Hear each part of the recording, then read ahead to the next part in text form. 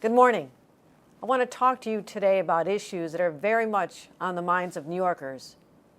First and foremost, I understand the financial pressures you're facing.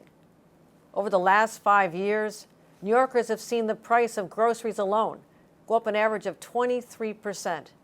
Think about the cost of a dozen eggs, more than doubling from $1.20 to $2.86 all over our country. Housing prices have increased by 17%. The cost of childcare has gone up almost 20%.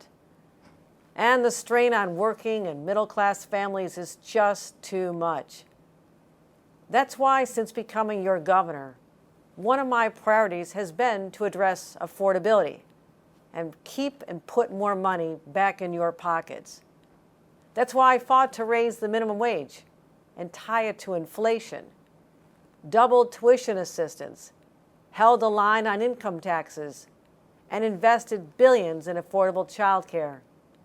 Our policies must support everyday New Yorkers, like our small business people, police officers, firefighters, teachers, healthcare workers, truck drivers, and not add to their financial burdens. So let's talk about congestion pricing, which would impose a $15 charge on cars entering Midtown and below, beginning in just a few weeks. Now, it was enacted 5 years ago to achieve two essential goals: reduce traffic and emissions in New York City and provide a funding stream for much-needed capital investments in public transit.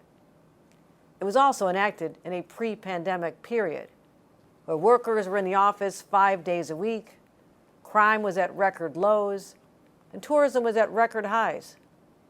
Circumstances have changed, and we must respond to the facts on the ground, not from the rhetoric from 5 years ago. So after careful consideration, I have come to the difficult decision that implementing the planned congestion pricing system risks too many unintended consequences for New Yorkers at this time. For that reason, I have directed the MTA to indefinitely pause the program. Now, I want to be clear. My team worked into the final hours to find a way to implement this because the goals of congestion pricing in terms of reducing traffic and pollution are important. But hard-working New Yorkers are getting hammered on costs, and they and the economic vitality of our city must be protected. We cannot ignore the facts. Literally the year after the enactment of the law, New York City was the epicenter of the pandemic. It was the first and hardest hit of all U.S. cities. Many predicted New York would not recover. Well, thanks to hard-working and committed New Yorkers, those doomsayers have been proven wrong. Well, while our recovery has been stronger and swifter than anyone imagined, it is by no means complete. And we cannot afford to undercut this momentum, and I won't allow this delicate recovery to be jeopardized. Anyone walking through Midtown Manhattan or riding the subway, they've seen it. Streets and train cars are crowded Tuesday to Thursday, but much less so on Monday and Friday. Office attendance is down compared to before the pandemic, with many workers only commuting in 2 or 3 days a week at most.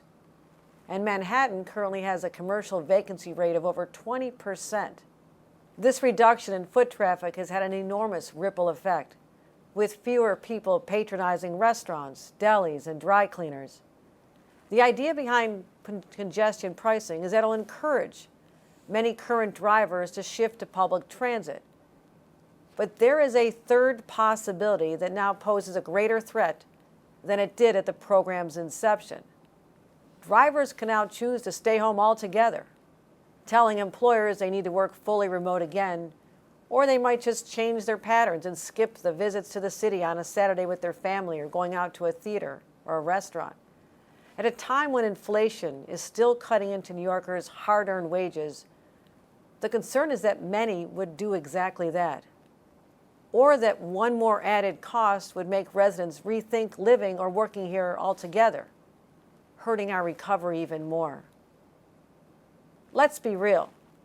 A $15 charge may not seem like a lot to someone who has the means, but it can break the budget of a hard-working or middle-class household It puts the squeeze on the very people who make this city go. The teachers, first responders, small business workers, bodega owners. And given these financial pressures, I cannot add another burden to working and middle-class New Yorkers or create another obstacle to our continued recovery. Now let me be very clear. I remain committed to these investments in public transit. We need to make the MTA service more accessible and reliable without the projected revenue having to come just from congestion pricing. And given the lawsuits and many other attacks on this process, we've already had to prepare for the possibility that congestion pricing could be delayed. We have set aside funding to backstop the MTA capital plan and are currently exploring other funding sources. We remain fully committed to advancing all the improvements that New Yorkers have been promised. That includes immediate investments in reliability and accessibility, track repairs, new signals, adding more elevators at subway and commuter stations. It means security cameras and other technologies to improve safety for riders throughout the system. And it means moving forward with transformative projects like the extension of the 2nd Avenue subway and the Interborough Express. We will tackle congestion in other ways, building on our partnership with the City of New York to make the quality of life better for all residents. Let me be equally as clear. My commitment to a greener, more sustainable future is unwavering. I have been more committed to combating climate change and protecting our environment than any governor in our history. And I'll continue working with our legislature to make urgently needed investments, including a nation-leading Cap and Invest program that'll hold major polluters responsible for their carbon emissions and drive billions of dollars for clean energy. I've directed historic investments to develop offshore wind power along the coast of Long Island and to advance a $6 billion project to tap into hydropower in Quebec, bring it to the city. We're investing in electric vehicle charging and shifting cars and vehicles in New York to all electric over the next decade, and electrifying buildings and homes. And we have much more to do. I want to say this. I recognize and am so grateful for the individuals from the MTA, the community, the advocates, for their countless hours and hard work on this initiative. And we will continue to pursue our environmental objectives, even as we pause congestion pricing. We will continue to find strategies to address congestion, and we will continue to find solutions that benefit both our planet and our people. This decision is about doing what's right for the people who make our city thrive. It's about standing up for the hard-working men and women who get up every single day, do their jobs, and just want a fair shake. The little guy who feels no one listens to them.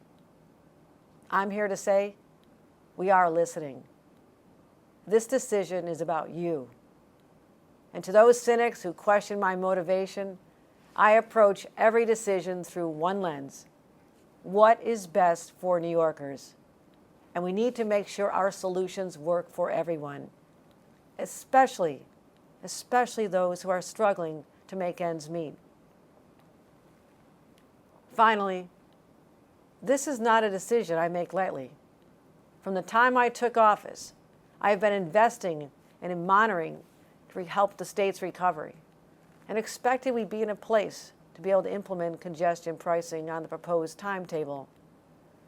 But in this moment of financial stress, high inflation, and already the high cost of living for so many New Yorkers, my focus must be on putting more money back in people's pockets. And that's why I must stand up for them and say no to implementing the congestion pricing toll at this time. In the coming months, I'll work to continue working with the city, state, and federal leaders to ensure we can achieve the objectives of congestion pricing without putting undue strain on already stressed New Yorkers. There never is only one path forward. Together, I'm confident we'll be able to deliver the world-class public transit that riders deserve ensure a cleaner planet for future generations, and to continue to fuel the vitality and the comeback of New York City. Thank you.